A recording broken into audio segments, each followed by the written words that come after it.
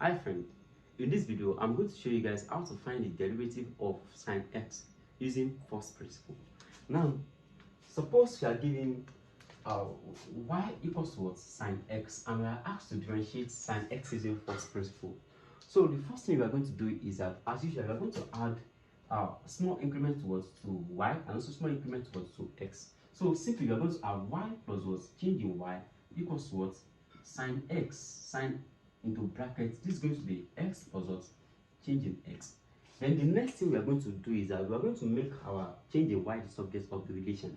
So here basically we are going to have change in y equals what? Sine x plus what? Change in x, then minus what? Y. Then simply we can actually recall that what? That y is the same thing as what? Sine x. So simply here we're going to have change in y equals what? Sine into brackets x plus what? Change in x minus what? Sine x. So what I'm going to do here is that in order for me to proceed on finding the derivative of sine x, so here if you look at this is sine into bracket x plus theta x, and it is actually the same thing as what? As writing sine a plus b.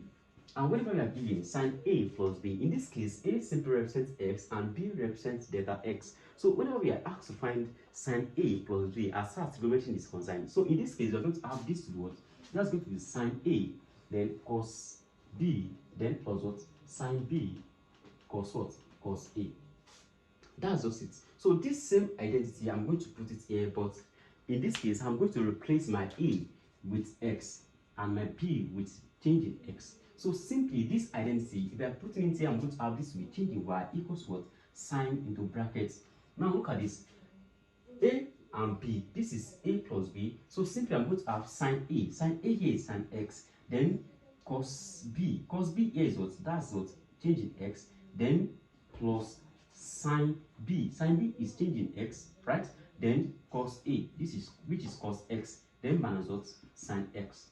So after applying identity, the next thing I'm going to do here is that I'll simply bring the sine x close to each other, so that I'm going to have this words delta x equals what? Sine x. Delta y equals to sine x cos what? Cos change in x, then minus what? Sine x plus what? Sine change in x cos x. Then after that, if you look at this, I can simply factorize sine x. So if I factorize sine x, I'm going to have this to be change in y equals what? Sine x into brackets. Here in this case, I'm going to have cos change in x, then minus 1, close the brackets. Then here I'm going to have plus sine change in x, then cos x. In this case, what I'm going to do now is that I actually have to divide both sides by delta x. So I will divide both sides by changing what? In x, then everything here as well by what? Changing what? X. So after that, what I'm going to do after dividing both sides by delta x is actually I have to separate. That is, I'm going to separate everything here into two, so that I'm going to have change in y divided by change in x equals to sine x into brackets cos, then change in x minus 1, then divided by what? That's change in x, then plus, at the same time I'm going to have sine change in x cos x divided by what? Change in x. So after that, the next thing I'm going to do is that I actually have to take the limit of what? Of both sides. So taking limits of this side and also this side, I'm going to have change in x divided by what? Change in y, change in y divided by change in x equals to limit change in x tends to what? 0 of sine x into brackets cos change in x minus 1, then divided by what? Change in x, then plus, here I'm going to have limit change in x tends to 0 of what? Of sine change in x, then cos x divided by what? Change in x.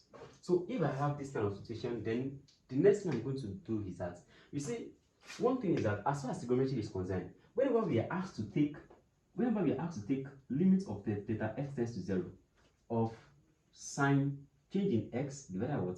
Change in x is simply equals to what? 1. What this means is that whenever we are asked to take the limit of what? Of sine of an angle divided by that same angle, everything will not be equals to what? 1. So it shows that this side I can actually rewrite this side in such a way that I'm going to have something like this. I'm going to have this to be, that's going to be change in y divided by what? Change in x of what? That's limit delta x tends to what? 0 of the first one, which is what? Sine x into brackets cos change in x minus 1, then divided by what? Change in x. And at the same time, I'm going to simply rewrite this one, this guy here, as what? As that's going to be plus limit delta x tends to what? 0 of, here I'll be having cos x, then multiply by what? Sine change in x divided by what? Change in x. So everything here with the limit is equal to what? 1. So in that scenario, here I will still have the same thing here. I'm going to have change in x. I'm going to have this simply. I'm going to have change in y divided by what? Change in x equals to limit delta x tends to what? 0 of sine x into bracket what? That's cos change in x minus 1, right? Then divided by what? Change in x. Then plus here, everything here is equal to 1.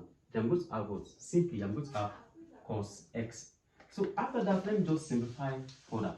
If I'm simplifying this guy further, I'm going to actually have change in y divided by what? Change in x of limit theta x tends to 0 now. Now, whenever I find theta x, I'm going to plug in 0 here.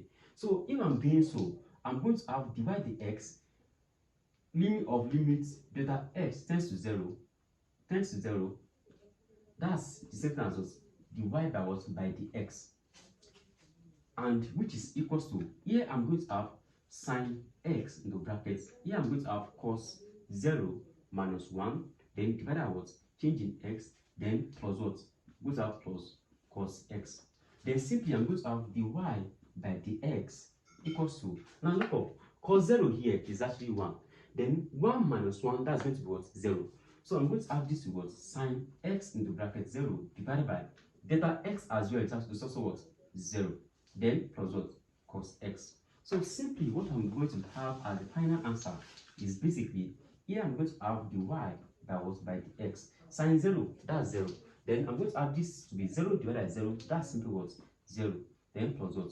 Cos x. So here I'm going to have the y by what? The x to be equal to what? Cos x. And that's the what? The final answer. So whenever you are asked to differentiate y, whenever you are asked to differentiate y equals to sine x or sine x, finally the derivative of sine x is same as what? Cos x. So divide the x of sine x, that's going to give us what? Cos x. So that's whenever you see that they write d of sine x divided by what? Dx is simply the same as what? Cos x. So that's just it.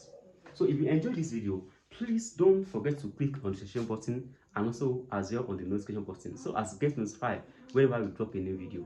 Thanks for watching.